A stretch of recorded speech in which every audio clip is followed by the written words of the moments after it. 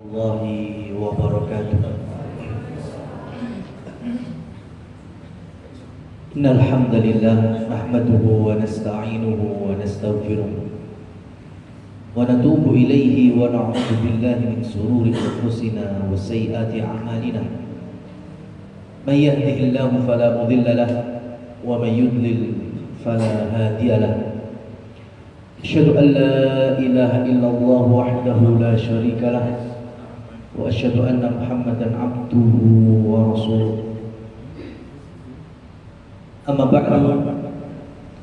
Rekan-rekan sekalian yang dirahmati oleh Allah, alhamdulillah pagi ini kita dimudahkan oleh Allah untuk kembali bermajlis ilmu, di mana kita berusaha berjalan di jalannya para nabi dan para rasul, karena di antara amanah di setiap para nabi dan para rasul, dimulai dari nabi yang pertama Adam alaihissalam, rasul yang pertama Nabi Nuh alaihissalam, dan seterusnya hingga tiba Nabi kita Muhammad sallallahu alaihi wasallam.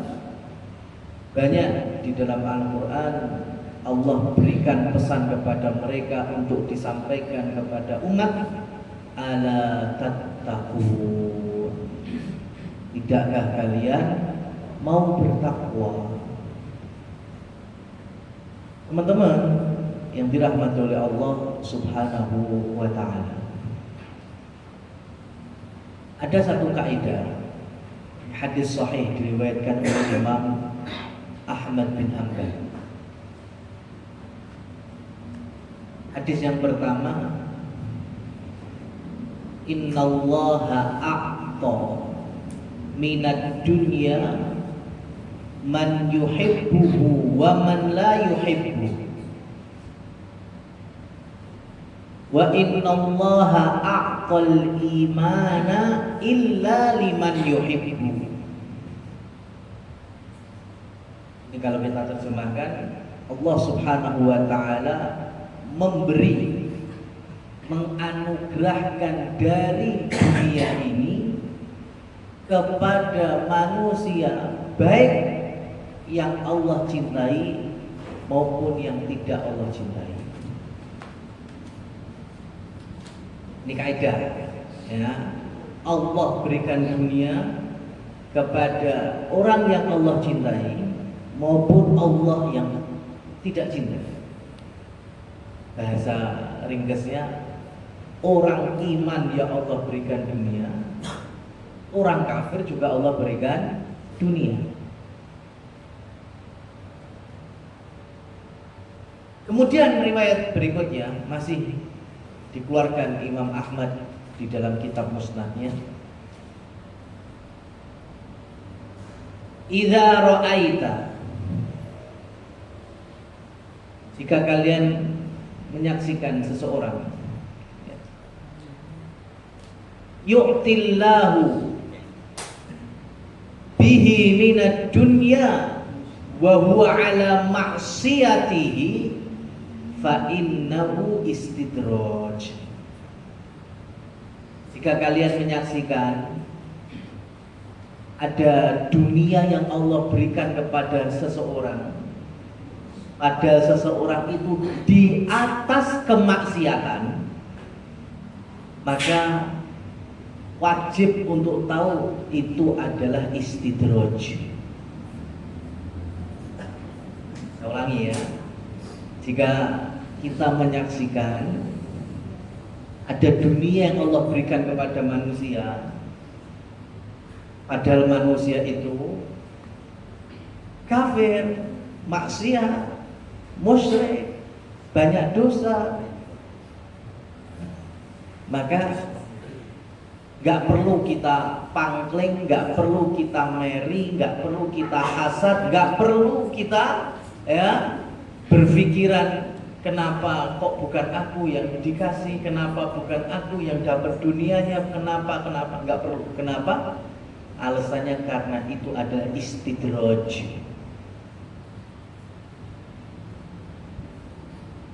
Dan jauh sebelum Nabi Muhammad SAW Allah sudah berikan percontohan. Jadi menurut Imam Ibnu Qayyim Al-Jauziyah, salah satu cara mengobati hati yang sakit itu dan menumbuhkan rasa bahagia, ya, supaya kita ini merasa tenang, itu salah satu treatmentnya adalah at-tahliliyah qabla tahliliyah. Tahliliyah pakai kha itu artinya mengosongkan, membersihkan dulu, baru tahliliyah pakai ha, baru ngisi. Ya. Jadi apa yang saya sampaikan pada pagi hari ini, teman-teman semuanya,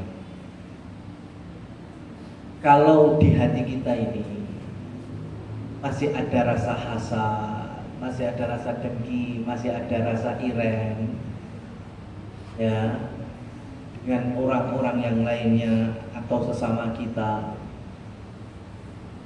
maka wajib untuk membersihkan rasa-rasa penyakit-penyakit hati itu. Kalau sudah bersih, artinya kita sudah mulai buang, baru kita isi tahliliyah. Dan pengisiannya itu pemahaman bahwa kalau ada orang dikasih dunia padahal orang itu maksiat, itu bukan nikmat dari Allah, itu adalah istidraj, bagian dari ujian dari Allah Subhanahu wa taala. Gak perlu kita main.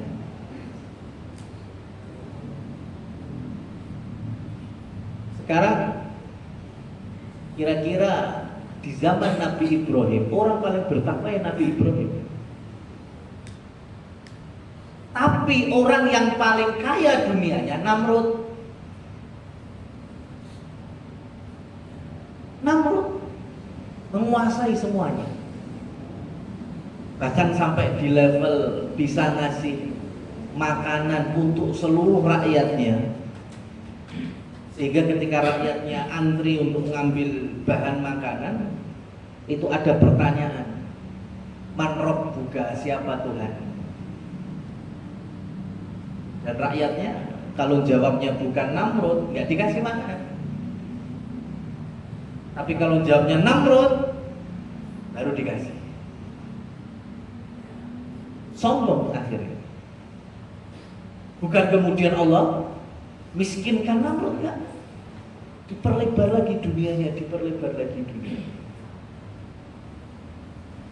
Sampai nanti ujung-ujungnya Allah kirimkan serangga, ya, yang masuk kepada kepalanya Namrud dan merasa kesakitan dan akhirnya tewas di atas kekayaan dunianya.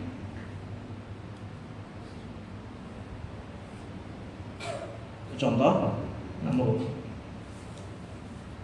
Di zaman Nabi Musa alaihissalam, siapa yang paling bertakwa? Nabi Musa, keluarganya, Harun, saudaranya. Apa kemudian paling kaya? Enggak. Yang paling kaya adalah Fir'aun.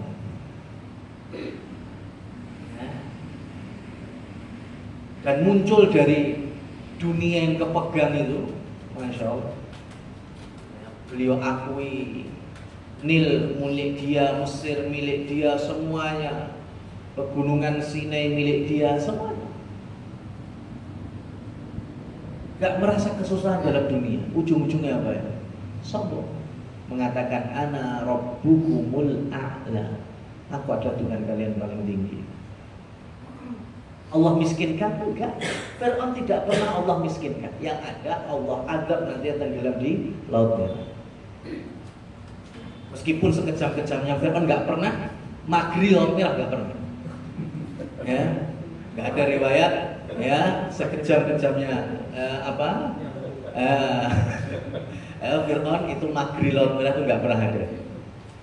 Langsung diakui miliknya gitu. Nah teman-teman yang dirahmati oleh Allah Subhanahu wa ta'ala, Di dalam kehidupan Rasulullah Shallallahu Alaihi Wasallam pun juga sama. Meskipun beliau tokoh Quraisy dari nasab yang mulia, tapi di atas beliau masih banyak tokoh-tokoh Quraisy yang super kaya. Pamannya sendiri lebih kaya, itu Abu Lahab. Ada bapaknya Khalid, yaitu Walid bin Mughirah, super kaya. Ada Abu Jahal dari Bani Makhzum, juga kaya raya. Tapi ternyata kekayaan mereka bukan memudahkan untuk menerima hidayah, bahkan sebaliknya memusuhi dakwah tauhidnya Rasulullah Shallallahu Alaihi Wasallam. Sehingga ujung-ujungnya ya, orang-orang kaya-kaya itu tadi, di mana ternyata kekayaannya itu yang membawa sisi kekufuran. Jadi kalau kita ini nggak pernah diuji, itu harusnya kita bertanya-tanya. Jadi Allah ini cinta mbak aku, pokoknya dunia jujur nih, sehat terus. Dulu saya punya salah satu guru kami. Beliau sekarang domisili di Semarang, mengasuh pondok Ahmad bin Hanbal, Ustadz Abu Isi Hafizahullah. Beliau pernah nasihati kami ketika dulu belajar dan bulat, mumet, kadang protes kepada beliau, kepada para guru. Angel susah ngaji, ngantuk, ini. Gimana caranya supaya kita ini bisa melek terus, lancar terus, nompo gampang, ya, pemahaman digangsarno. Apakah nasihat beliau? Lek awakmu kabeh sinau ngrasa pegel, ngrasa angel, syukuri, itu nikmat. Lek kowe malah urip ranate mumet kuwi kaya Fir'aun. Itu nasihat beliau. Kalian akan sombong. Malah dengan kalian itu jatuh bangun belajar, ya, ngapalno Quran ya sampai mumet, ngalor ngidul, budreg, stres, nikmati, itu nikmat Allah. Anugerah supaya kalian tidak menjadi generasi yang sombong nanti ya. Wong lek ana tere kosong, potensi sombongnya pasti lebih. Ya. Tapi orang kalau udah pernah jatuh bangun, pernah merasa sakit, maka ada hadis riwayat Imam Tirmidzi. Ini kita nggak berharap sakit, nggak berharap. Cuma besok para ahli surga, ya. Jadi para orang-orang beriman ahli surga itu ada rasa kecewanya. Kenapa dulu kami ini tidak pernah merasakan kesakitan sebagaimana sakitnya saudara-saudara kami ketika di dunia. Karena ternyata dengan itu Allah gugurkan dosanya dan Allah angkat derajatnya sampai di surga pun derajatnya lebih tinggi. Ini maknanya bukan kita minta sakit, bukan. Tapi kalau Allah berikan sakit, jangan kemudian kita suudzon kepada Allah. Ya, secuil jarum suntik atau infus atau sejenisnya masuk, mungkin menyakiti kita. Tapi itu oleh malaikat pencatat amal ditulis sebagai penggugur dosa kita, kafarah. Ya, diangkat derajatnya. Man yuridillah bihi khairan yusib minhu. Allah itu kalau pengen mengangkat derajat hambanya, menginginkan hambanya ini menjadi baik, salah satunya diberikan cobaan. Salah satunya sakit. Dulu besok orang yang di surga yang di dunia nggak pernah sakit atau nggak pernah ngerasain jarum suntik, opnam, mungkin bagi yang apa namanya wanita mungkin bisa sampai ya sesar barang macam-macam. Itu jangan suudzon kepada Allah, karena di setiap rasa sakit, disuntik, ya, diopnam, diinfus, itu semuanya ada penggugur dosa. Kenapa? Karena kalau kita tidak pernah merasakan kesakitan, mesti potensi kesombongannya lebih. Nah teman-teman yang dirahmati Allah Subhanahu wa Ta'ala, maka saya ingin memberikan kaidah umum. Ketika banyak orang masih melihat kenapa orang nggak pernah sholat kok malah lancar rezekinya, yang bermaksiat kok kayak sehat terus, yang mungkin ya, ibadahnya nggak pernah terisi, kok kayaknya nggak pernah ada masalah, mungkin menghantui kita. Maka ketahuilah pertama, tadi saya sebutkan salah satu imam, yaitu Imam Ibnul Qayyim, dengan treatmentnya at-tahlil qabla tahlil. Maka beliau juga mengatakan ada istilah yang disebut dengan kufrul i'rab. Kufrul i'rab, apa itu? Kafir karena menolak. Dan ini masuk pembatal Islam yang ke-10. Nah, jadi ada pembatal-pembatal Islam, di mana yang nomor 10 itu dikenal dengan al-i'rab. Al-i'rab itu menolak. Menolak apa? Menolak tidak mau mengambil ilmu Allah dan Rasulnya untuk diamalkan.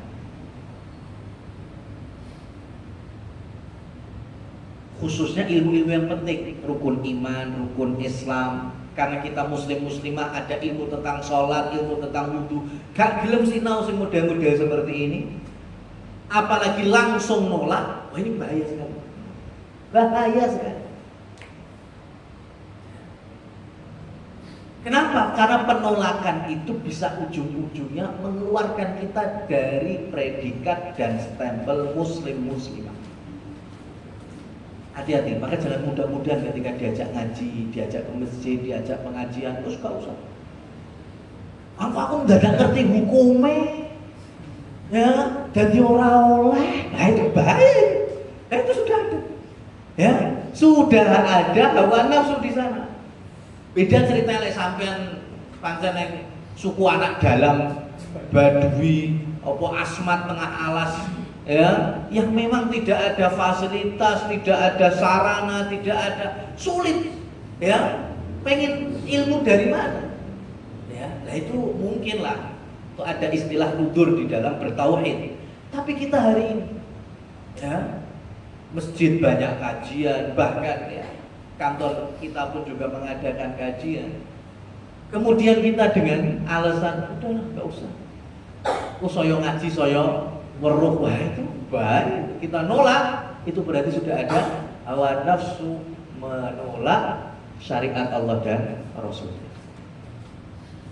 Ini,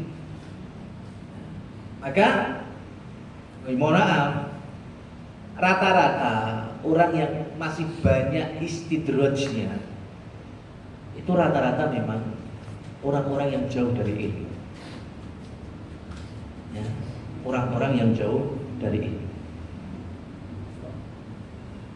Saya sampaikan ini ya teman-teman, ada 5 rondon, ya, 5 rondon iblis menggoda manusia dari dulu sampai sekarang. Apapun sampai di level kafir, syirik, ya, itu ada 5 tahapan. Mau zamannya berubah, orang-orangnya juga mungkin warna-warninya tambah banyak, sarana beragam, kecanggihan bertambah, tapi 5 ini tetap nggak pernah berubah. Iblis dalam menggodanya. Yang pertama tadi, jahil, artinya dibikin nggak berilmu. Ya. Orang kalau sudah nggak punya ilmu gimana? Nggak tahu, nggak bisa memilah, memisah. Ini benar, ini salah, ini hak, ini batil. Akhirnya pikirannya cuma dunia saja. Melihat orang kok kayak enak mensugih, padahal nggak tahu kalau itu istidraj. Dia kaya, itu malah musibah karena nggak pernah sholat. Kalau muslim loh ya, Kalau orang kafir jelas, ya tanamkan di benak kita itu adalah rezeki yang Allah sebar kepada seluruh makhluknya. Ya, dan orang beriman itu Allah berikan rezeki dua, dunia dan akhirat. Tapi untuk orang kafir Allah berikan hanya haknya mereka di dunia saja. Mulai selesai dunianya, alam kubur dan akhirat sudah azab tok isinya.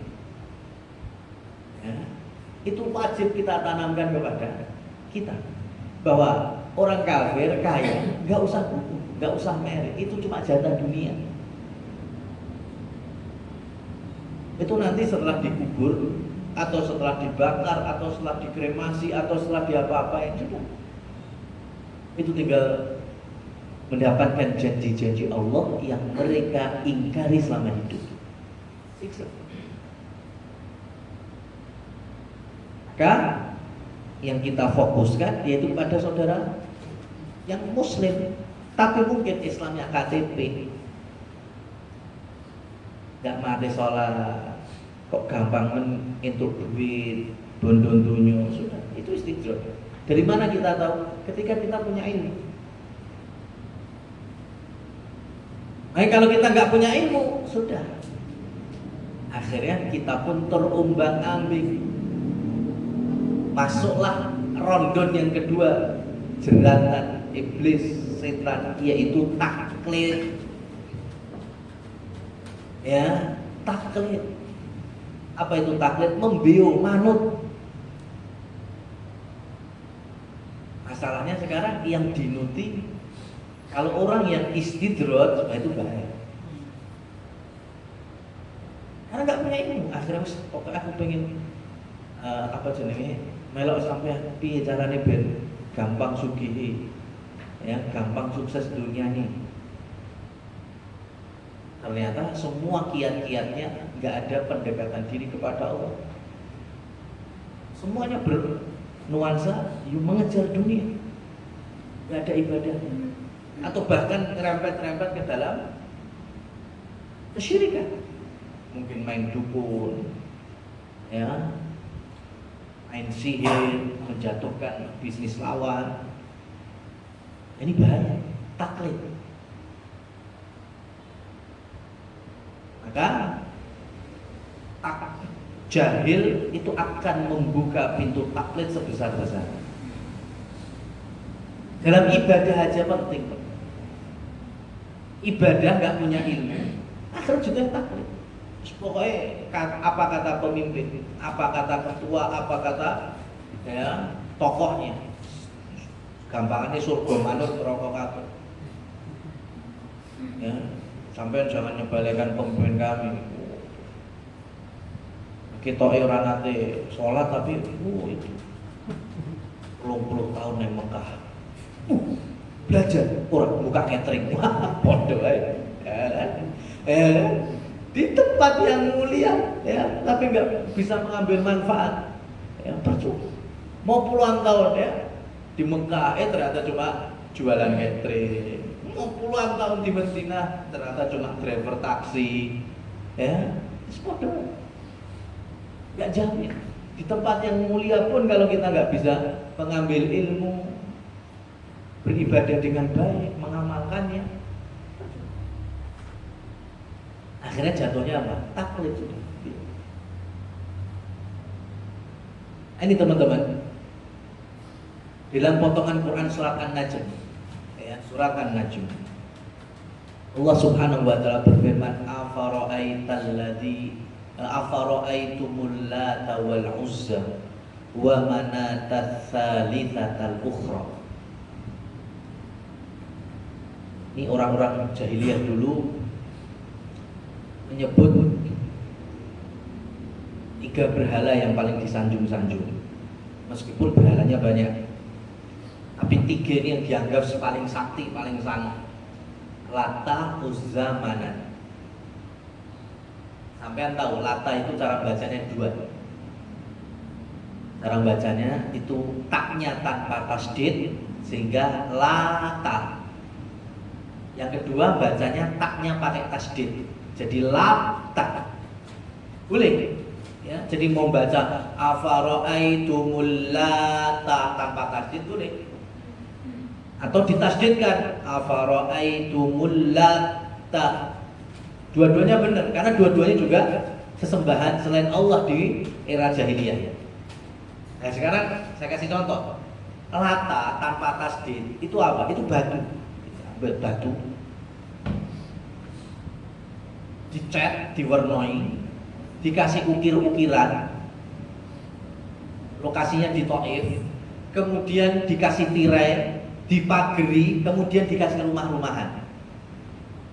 Sama orang jahiliyah, kemudian di situ mereka berdoa, menyembelih korban, kemudian duduk di situ i'tikaf dan juga keliling tawaf.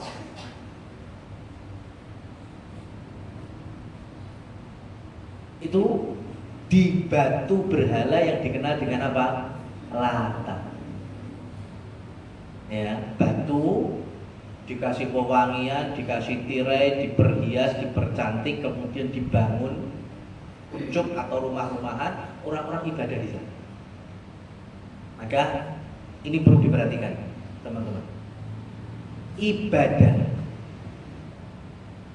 yang sifatnya berkeliling. Keliling itu apa? Tawaf. Jadi saya bahasakan tawaf ya, dengan makna bahasa keliling.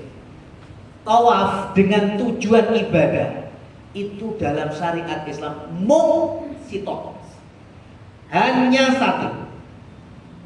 Sebagaimana firman Allah, wal yatawafu bil baitil atiq, dan tawaflah kalian di sekitar Ka'bah. Sudah. Jadi tawaf dalam niatan ibadah hanya ada satu. Tawaf di mana? Di Ka'bah. Jadi kalau ada tawaf dengan tujuan ibadah bukan di sekeliling Ka'bah, itu jelas penyimpangan. Saya kasih contoh. Sampai kalau keliling bukan untuk ibadah itu banyak. Untuk urusan dunia banyak. Kampung sampean baru ada taman baru, dibikin lapangan baru, dikasih paving muter, ya. Terus ben isu sak durung mangkat atau sepulangnya dari sini, sampean sudah pakai pakaian olahraga, sepatu jogging, keliling lapangan gak itu namanya? Tawaf gak itu namanya? Tawaf lapangan. Tujuannya apa tadi? Olahraga, bakar kalori. Boleh. Sampai dua anak cilik, pokoknya ora iso turu lek urung mubeng montoran. Ada kan sebagian anak-anak gitu, pokoknya lek pengen gendang merem turu, jupuk angkat jak montoran keliling kampung. Namanya tawaf kampung. Tujuannya apa? Nurone anak. Silakan, boleh. Atau lihat tuh, bakul bakso, cilok, ya, es, ya, kopi kekinian sing nganggo gerobakan itu kan keliling itu. Tawaf. Tujuannya apa? Menjualkan produk. Nah, itu boleh. Ya, boleh. Nah, sekarang lek sampai deleng ada orang, ya, bukan di lapangan, bukan montoran keliling kampung, bukan, umpamanya ada batu. Mungkin hari ini batunya lebih keren, batu nisan, ya, atau kuburan. Kok ada orang tawaf di sekelilingnya? Sampai harus tanya itu tujuannya apa? Mas, bakar kalori ya? Ya, oh iya, jogging. Ya berarti harus tahu tujuannya olahraga. Cuma aneh wae olahraga keliling kuburan. Atau mungkin mbak gendong anak keliling, Mas, nyapa keliling kuburan? Ya, nurani anak. Ya, Oh iya, anak saya nggak bisa tidur kalau nggak tawaf kuburan. Oh, ya wes, tapi aneh baik. Ya. Tapi rata-rata orang itu tawaf di kuburan bukan dengan niat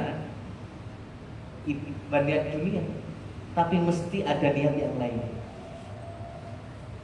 Salah satunya ibadah, mendekatkan diri kepada Allah.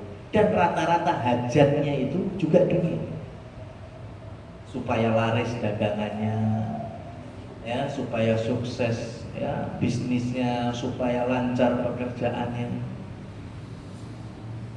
Kalau ternyata Allah kabulkan meskipun dengan penyimpangan tadi, itu istidraj. Sampean jangan melok-melok. Ya. Jelas itu. Apa saja? Aku sukses ini belum aku duwe akik. Ya. Gampang pokoknya ben malam tertentu, ya kan? Pakai tengah-tengah terus aku kelilingi. Dengan niat apa? Supaya sukses. Dan kesuksesan, keberkahan semuanya datang dari Allah Subhanahu wa taala. Dengan cara yang salah, berarti ini menyimpang. Ya, kalaupun Allah jadikan dia sukses, itu bukan nikmat, itu adalah istidraj. Paham ya Mas ya? Saya akan tambahkan satu contoh tapi agak sensitif, karena kita berada di tempat yang cukup dekat. Ya, ada malam-malam tertentu dalam satu tahun itu ada juga ritual keliling benteng keraton. Ya, coba tanya kepada panitianya, jangan tanya sing melok-melok toh. Tanya ya kepada panitianya, itu kira-kira untuk apa? Jogging kah malam-malam itu? Bakar kalori? Apa nuruk nih anak? Atau ada niat-niat yang lain? Dan kemungkinan pasti ada niat yang lain yang nyerempet khurafat. Di antaranya ketika kita punya hajat, punya apa, dengan kita keliling tawaf benteng, maka akan lebih mudah dikabulkan. Apalagi enak tambahannya nih, keliling wengi-wengi tambah apa? Poso bisu. Nggak boleh ngomong itu, sampai tahu itu. Ya, semakin nggak ngomong maka semakin hajatnya akan dikabulkan. Maka yang paling banyak kasusnya apa? Setiap malam keliling benteng itu copet. Itu lebarannya copet. Kenapa? Setiap dicopet raiso bengok, ya, ora kabul, ya kan? Kosong bisu. Ya. Ya. Copet berkeliaran. Ambil HP, ambil dompet. Ya. Korbannya teriak, ora iso, ya kan? Kosong bisu. Ya. Maka kalau sampai tahu orang-orang yang seperti apa, kemudian ternyata dunianya Allah lebarkan, nggak usah gumun, itu istidraj. Ya, karena caranya saja dengan jauh dari tuntunan Allah dan Rasulnya. Tidak ada ibadah mengelilingi suatu benda kecuali hanya satu. Apa itu? Tawaf di Ka'bah. Meskipun kita biasa kajian di musola atau di masjid, kemudian tawaf keliling masjid, boleh apa enggak? Tetap enggak boleh kalau niatnya ibadah. Karena 10 tahun Rasul di Madinah enggak pernah tawaf Masjid Nabawi, enggak pernah tawaf Masjid Kuba. Meskipun dianalogikan kan sama-sama Baitullah, iya, tapi untuk tawaf itu khusus Baitullah Ka'bah. Selain Ka'bah enggak ada lagi, masjid-masjid yang lain enggak ada.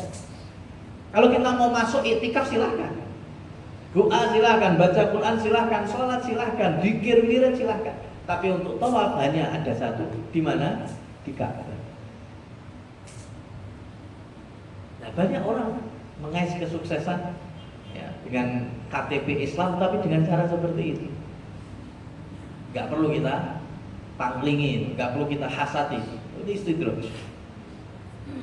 Itu tadi rondon yang kedua, Pak, taklid. Yang ketiga, kalau sudah taklid, membio manut, sekarang gak punya ilmu, jahil. maka masuk ke yang ketiga, tasyabuh. Tasyabuh itu mulai menyerupai. Ya. Bukan milik Islam, ya. Miliknya orang kafir, keyakinan yang lain, tapi kok itu kok sukses ya dengan cara itu ya. Maka kemudian ditiru. Ya mungkin dengan istilah tambahilah belakangnya Islami gitu aja. Kalau umpamanya di sana, oh gimana? Oh saya mah sistemnya pakainya asuransi, ya. Oh tapi kok kayaknya ada bau-bau ribanya ya. Tapi kok sukses? Ya, wah dibikin aja lah. Bikin. Ya istilahnya jangan pakai istilah umum atau bahkan yang punyanya orang kafir, pakai bahasa Arab aja lah. Takaful misalnya. Ya kan? Tapi terhakikatnya isinya sama. Ya, riba-riba juga. Gak usah ngomong. Kalau ternyata Allah kembangkan itu bukan nikmat, itu istidraj. Apapun ini, miliknya orang kafir, ya. Orang kafir setiap apa mungkin ada tumbal. Ya. Oh, kita berarti juga lah. Bikinlah, tapi bismillah. Kita bikin ritual tumbalnya di pesantren. Terus doa ya. Saya itu punya teman, punya pondok kecil-kecilan di Jawa Timur. Itu tiba-tiba pada suatu hari dapat kiriman pickup isinya sapi utuh kecuali satu, ndak hilang. Ya, dikira kita ini bodoh. Ya, mungkin dilihat wah ini pondok setengah melarat, kayak mungkin dapure ya lawe paling kurang kirim aja tuh ya sapi utuh kecuali kepalanya ditompo. Dikira kita bodoh. Coba sekarang sapi utuh tanpa silang, kira-kira dasi kemana? Dasi kan tumbal proyek. Ya, dasnya itu dibikin tumbal proyek. Ya, sehingga badannya bingung, diapaan lagi? Wes lepoknya pesantren ya. Dikira pesantren terima, enggak. Kita tahu ini untuk tumbal. Wa ma uhilla bihi lighairilah. Ini disembelih bukan karena Allah, untuk kalau niat pengen baik, berderma atau pesantren, sisan sapi urip kita terima dengan baik. Ya, atau udah disembelih utuh, sandas-dasnya enek nyembelihnya jelas. Kita terima. Lagi ngkei sapi ndak hilang. Otomatis pikirannya cuma satu, ini ndasnya buat tumbal. Ya. Ini setannya udah kurang ajar ngejak sumuk pesantren namanya. Ya kan? Sudah berani. Jadi itu terjadi. Tasyabuh. Kalau sudah tasyabuh, naik lagi. Rondon yang keempat. Apa itu hulu? Berlebih-lebihan. Berlebih-lebihan. Sama figurnya tadi yang dijadikan role modelnya atau pemimpinnya atau tokohnya. Wis lah gampangnya gini lah. Kita pernah dapat isu nasional di Mas Kanjeng. Sapa kuwi sing penggadaan itu dia. Ya, itu di interview ring satunya coba. Ya, bukannya tobat tapi tambah pokoknya ya junjungannya disalahkan, kurang terima, dibela mati-matian. Tetap itu real bisa menggandakan uang. Memang itu wis pokoknya orang yang keramat macam-macam, iya kan? Hulu itu namanya. Maka hati-hati sekarang banyak dengan mudahnya mungkin itu ini yang model ecek-ecek. Saya jualan foto, saya jualan gambar, saya jualan lukisan. Ya, yang bagus foto, pengen anulan nih, saya punya nih gambar Khulafaur Rasyidin. Tempel. Paris. Ya. Ya, coba sekarang siapa yang bisa menjamin lukisan Khulafaur Rasyidin koyong lu bener? Siapa yang bisa jamin? Abu Bakar bentuknya seperti itu, Umar seperti itu, Utsman seperti itu, Ali seperti itu. Ya, siapa yang bisa jamin? Kalau itu betul-betul wujud fisiknya Khulafaur Rasyidin.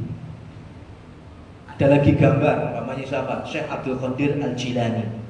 Siapa yang bisa jamin Syekh Abdul Qadir seperti itu, betul? Sampai beli dengan niat supaya nambah laris, nambah. Dan memang betul laris. Itu bukan nikmat, itu musibah, istidraj. Ya. Karena kalau pengen laris, pengen sukses, pengen barokah, pengen semuanya itu minta langsung pada Allah, bukan melalui perantara seperti itu. Tapi kenyataannya luwih laris mas, fotonya seperti itu timbang foto presiden, Garuda, apa? Iya enggak?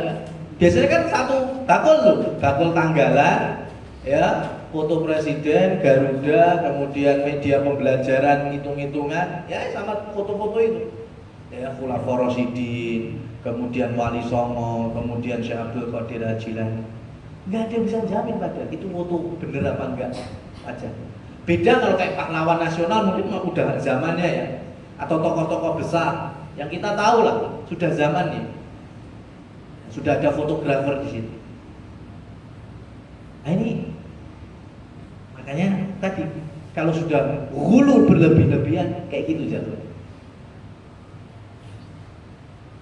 Kalau sudah seperti ini masuk rondon yang terakhir yang kelima apa? Peninggalan yang diputuskan.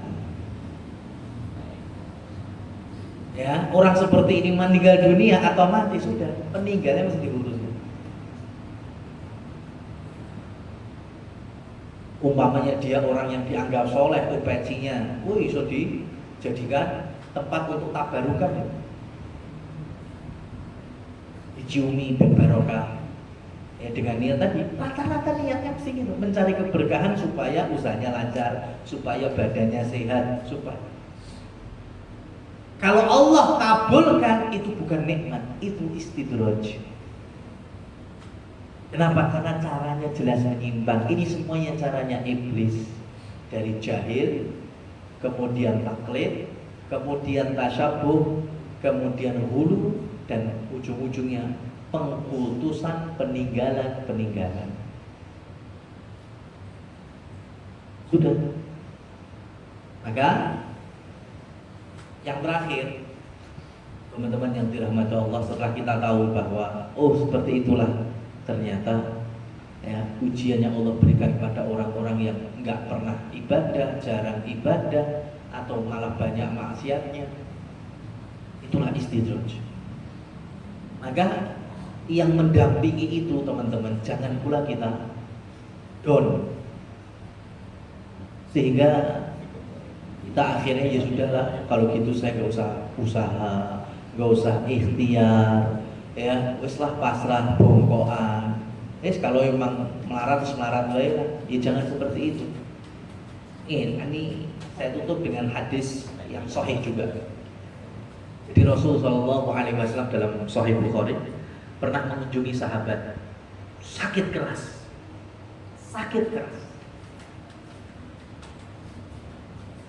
Rasul setelah mendoakan, kemudian Rasul bertanya, ini karena sakitnya orang umum nih. Rasul bertanya, kamu pernah minta kepada Allah apa? Kamu pernah berdoa apa? Sahabat ini bilang, Rasul, saya pernah berdoa gini, ya Allah,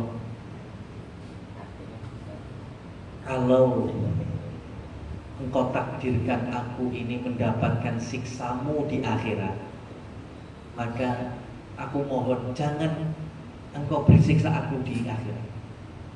Segerakanlah siksamu itu di dunia saja. Ya, lihat ini doanya gitu. Daripada saya merasakan azabmu di akhirat, maka turunkan azabmu ketika aku masih hidup. Itu pun dilarang sama Rasul. Nggak boleh, jangan. Nggak boleh kita menjadi sosok-sosok disperian gitu, nggak boleh. Tetap harus ada husnudzon kepada Allah, ada ikhtiarnya, ada tawakal. Jadi tahu ya itu orang memang ya istidraj itu, berarti aku nggak usah usaha, ya. Gak usah kau berikan aku kesuksesan ya Allah, ya berikanlah kesuksesanmu nanti aja di akhirat. Nggak boleh kita doa seperti itu. Karena di ujungnya Rasul mengatakan, kenapa kamu nggak merubah doamu dengan Rabbana atina fid dunya hasanah wa fil akhirati hasanah wa qina adzabannar. Rasul anjurkan gitu. Doa dunia minta kebaikan juga, tapi baik melalui jalur yang baik juga. Kita akhirat juga minta kebaikan surga. Kita juga mohon dijauhkan dari siksa neraka. Inilah wasiat Rasul Shallallahu Alaihi Wasallam. Dari satu sisi, jangan kita merasa iri dengan orang-orang yang mendapatkan istidraj, kesuksesan di atas maksiat kepada Allah, kekayaan di atas kemaksiatan di atas Allah Subhanahu Wa Taala dan yang sejenisnya. Namun kita juga dilarang untuk putus asa, tetap semangat mengalir, diiringi dengan ilmu, diiringi dengan amal, diiringi dengan doa dan tawakal. Maka urusan dunia memang sudah ada takarannya. Wallahu a'lam bishawab. Demikian secara materi istidlal yang kami sampaikan. Waktu dan tempat kami kembalikan kepada rekan pembawa acara. Baik, terima kasih Ustaz atas materi yang disampaikan. Masih ada waktu untuk sesi pertanyaan. Monggo silakan teman-teman.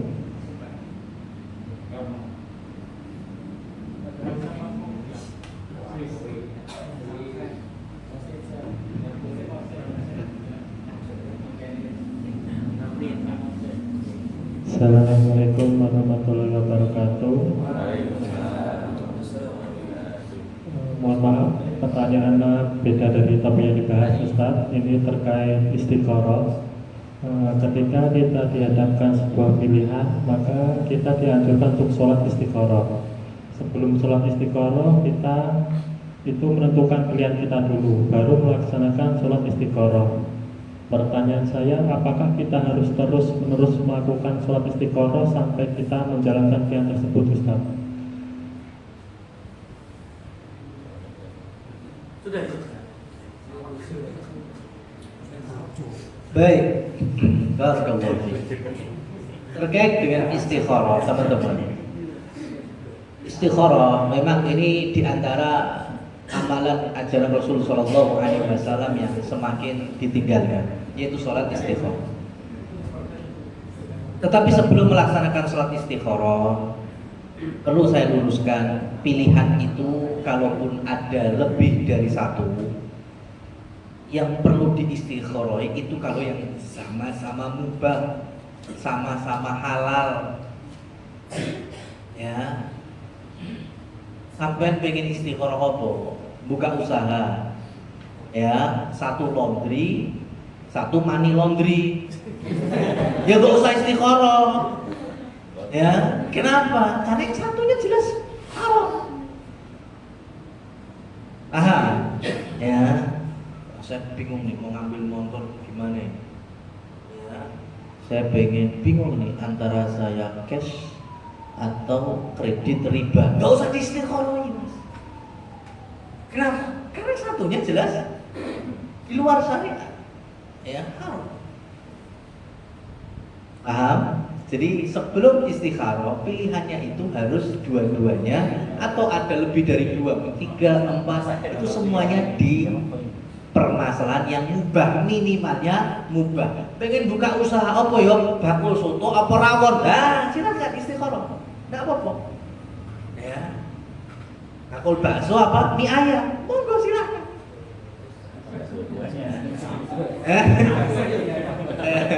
Ya kan mungkin lebih spesifik gitu kan. Ya, siomay atau batagor.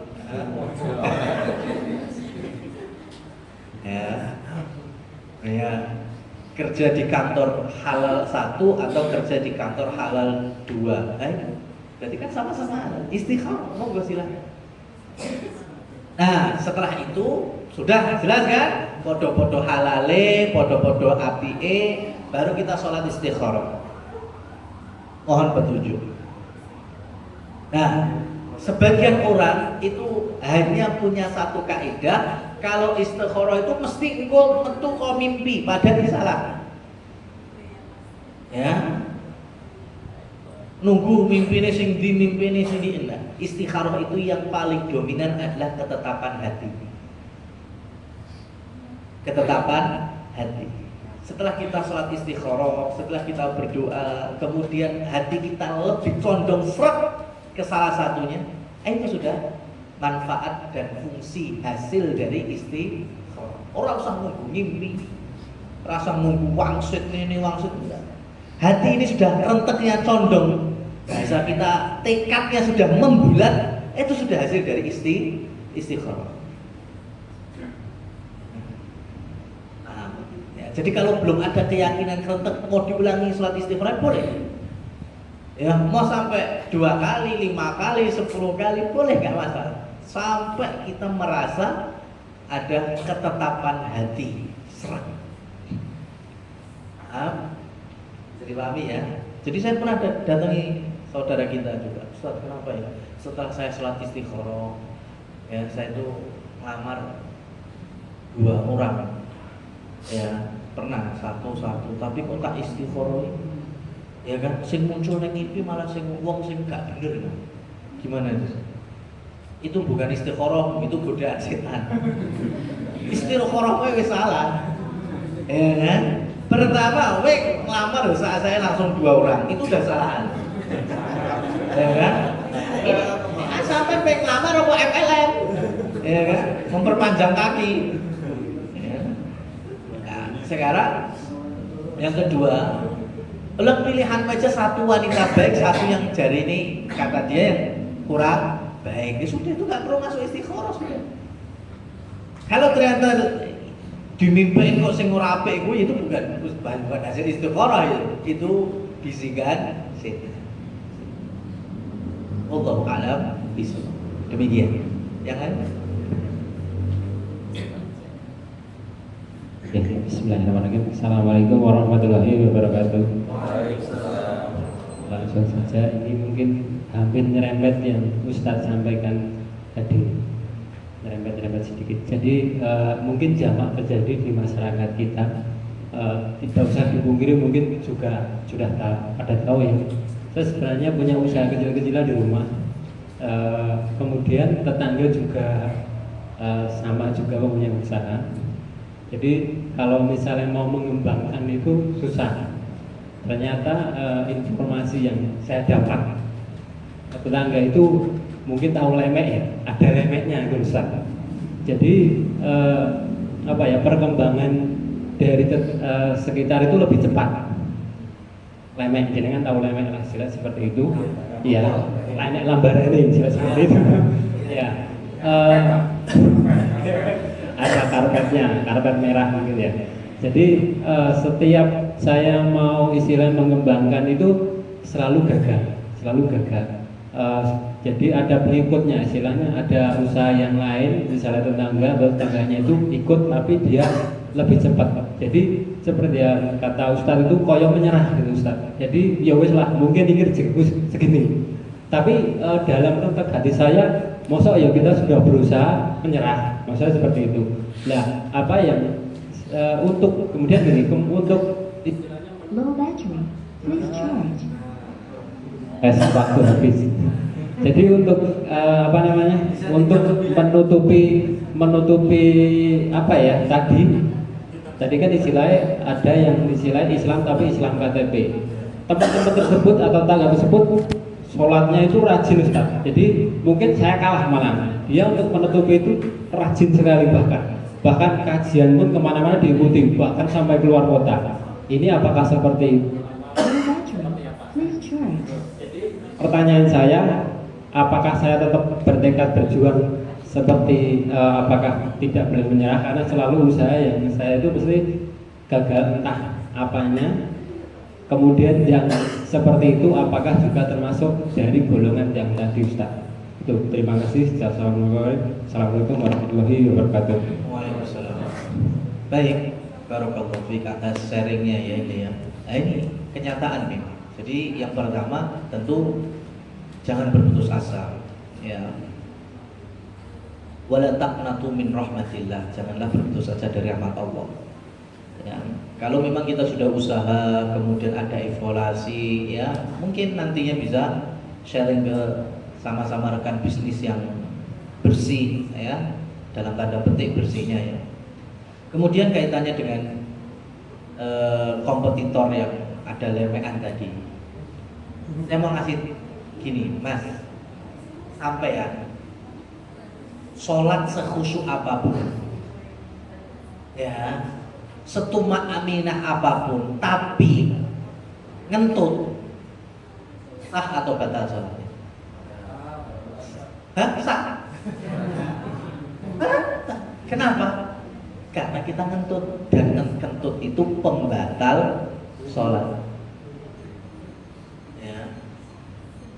Wudhu lah, juga wudhu setumak aminah apapun, sekhusyuk apapun. Tapi kemudian kita buang air dan langsung sholat, tetap wudhunya batal, sholatnya juga nggak sah. Kenapa? Karena ada pembatalnya. Paham sini? Sampai melakukan aktivitas Islam sebanyak apapun, ya sebanyak apapun. Makanya saya itu sampai sekarang saya itu punya orang kajian itu, mohon maaf, orang tuanya itu termasuk dukun terkenal di daerah Banjarsari Nusa. Ya, betul. Makanya bingung, Ustaz, saya itu kalau pengen jenguk orang tua takutnya masuk hadis datangi dukun. Ya, betul. Orangnya sekarang tinggalnya di daerah Gentang memang. Ya, sudah berkeluarga. Cuma orang tuanya betul. Orang tuanya itu dukun terkenal. Cukup terkenal untuk wilayah lokalan atau mungkin Jateng lah. Itu ngaji tauhid, ngaji fikih itu sama saya. Masya Allah. Ya. Tapi lihat, model semacam ini jangan dikira kemudian dukun terus griwel-griwel gitu. Itu kalau bicara sedekah, sedekah bantu kampung jangan tanya. Ya, haji bisa itu, ada label haji. Bangun masjid, bangun mushola. Lihat, itu, lihat. Berarti kan secara lahiriah amalan ditegakkan apa enggak? Tegak. Sholat kan jangan tanya. Jumatan bisa paling depan. Cuma sekarang, mohon maaf, istilahnya dukun. Dan jelas ada interaksi dengan bangsa yang lainnya. Ya, dia juga mengimani atau punya keyakinan ya enggak cuma Allah, artinya ada ya, yang lainnya. Yang dengan itu kemudian membuat lebih prestis dalam dunia ramalannya dan seterusnya. Saya mau tanya, orang seperti ini sudah masuk ke pembatal Islam atau belum? Sudah. Tapi sholat nih loh, bisa bangun masjid, bangun musola, ya. Jadi yang terpenting itu lihat, sekhusyuk apapun ibadah kalau ada pembatalnya percuma. Yang lebih kita jaga itu jangan sampai ketika kita beriman, berislam itu terjangkiti pembatal. Maka kasusnya tadi sama. Mau dia itu mungkin sholatnya luwes regep, tapi kalau masih memakai pesugihan atau sejenisnya, sama aja. Tetap istidrot juga itu. Ya, dan kita nggak perlu hasad. Tapi kalau kita semangat untuk bagaimana usaha kita lebih maju, monggo silahkan. Tapi cukup dengan kaidah wujuduhu ka'adamihi. Keberadaannya itu anggap kayak nggak orang Swiss. Ya, saya tetap ingin memaksimalkan usaha saya dengan cara-cara ya mungkin nanti banyak teman-teman. Demikian dari kami, billahi taufiq wal hidayah. Wassalamualaikum.